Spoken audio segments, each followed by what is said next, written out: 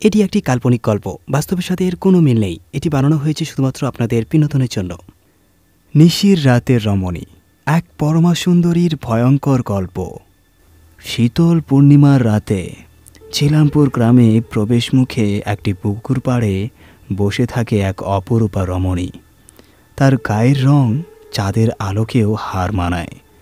চুলগুলো যেন কালো মেঘ, আর তার দুটি চোখ যেন রহস্যে ভরা। সে যখন হাসে মনে হয় যেন বুনো ফুলের ঘ্রাণে বাতাস মম করছে। গ্রামের মানুষ তাকে বলে নিশির রমণী। ঝিলামপুর গ্রামে একসময় বেশ হইচই ছিল, কিন্তু এই রমণীর আগমনের পর থেকেই রাত নামলে মানুষ ঘর থেকে বেরোতে ভয় পায়। কেউ বলে সে দেবী, কেউ বলে সে দুষ্টু আত্মা। যারা তাকে দেখে তার রূপে মুগ্ধ হয়ে তার কাছে যায়, তারা আর ফিরে আসে না। কিন্তু কেউ তাদের কি হয়েছিল জানে না। অয়ন এক তরুণ পড়ুয়া, শহর থেকে গ্রামে এসেছিল তার মামার বাড়িতে। শহরের কোলাহল ছেড়ে গ্রামীণ শান্তিতে মন দিতে চেয়েছিল সে। কিন্তু নিশি রমণীর গল্প শুনে তার মনে কৌতূহল জাগে। গ্রামের বৃদ্ধ করিম চাচা তাকে সাবধান করে বলেছিলেন, বাবা, নিশির রমণী যার দিকে তাকায় তার জীবন আর আগের মতো থাকে না। তার রূপে মুগ্ধ হয়ে সবাই হারিয়ে যায়। অয়ন এইসব কথা বিশ্বাস করল না, বরং সে ভেবেছিল এই রহস্য উদ্ঘাটন করার সুযোগ হাতছাড়া করা উচিত নয়। এক রাতে পূর্ণিমার আলোতে অয়ন পুকুরের দিকে হাঁটতে বেরোল। চাঁদের আলোতে পুকুর পাড়ে রমণীকে দেখে তার শ্বাস আটকে গেল। রমণী তাকালো, তার চোখে যেন আকর্ষণের কোনো জাদু। অয়ন এগিয়ে গিয়ে জিজ্ঞেস করল, তুমি এখানে একা, এত রাতে কেন? রমণী মিষ্টি হেসে বলল, আমি অপেক্ষা করি তাদের জন্য যারা আমার সঙ্গে কথা বলতে চায়। তার গলায় যেন সুরের মাধুর্য। অয়ন আরও কথা বলল তার সঙ্গে, আর বুঝতে পারল না কখন সময় পেরিয়ে গেছে। এরপর থেকে প্রতিদিন রাতে অয়ন পুকুরে যেত।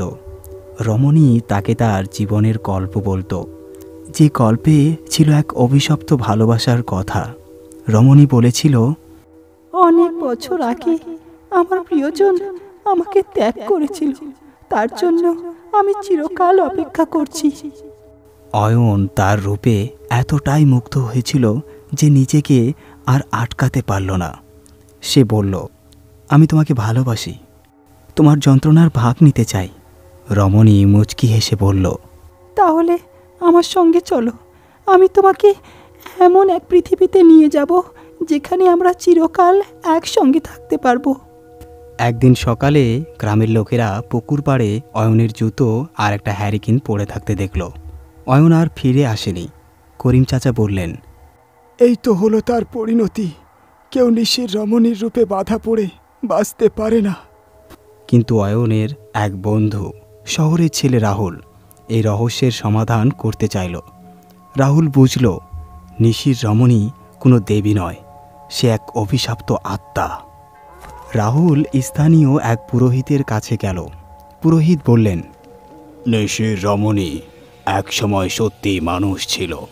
তার প্রেমিক তাকে ত্যাগ করেছিল, আর সেই দুঃখে সে পুকুরে ঝাঁপ দিয়ে মারা যায়। এখন সে অন্যদের নিজের যন্ত্রণার ভাগীদার করতে চায়। তাকে মুক্তি দিতে হলে তার অভিশাপ ভাঙতে হবে। রাহুল এক পূর্ণিমার রাতে মন্ত্রপাঠ নিয়ে পুকুর পাড়ে গেল। রমণী উপস্থিত হলো।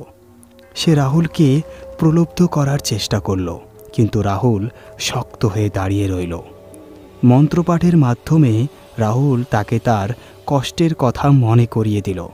রমণী কান্নায় ভেঙে পড়ল। রমণী ধীরে ধীরে অদৃশ্য হয়ে গেল। পূর্ণিমার আলোতেও যেন পুকুর পাড়ের অন্ধকার সরে গেল। অভিশপ্ত পুকুর আর গ্রামবাসীদের জন্য ভয়ঙ্কর রাত শেষ হলো। কিন্তু কেউ জানে না অয়ন ফিরে আসবে কিনা। নিশির রমণী চলে গেলেও তার রূপের জাদু গল্প হয়েই রইল গ্রামবাসীর মনে। তো বন্ধুরা, আপনারা যদি এই ধরনের ভূতের গল্প শুনতে ভালোবাসেন তাহলে এখনই সাবস্ক্রাইব করে নিন আমার এই চ্যানেলটি। ধন্যবাদ।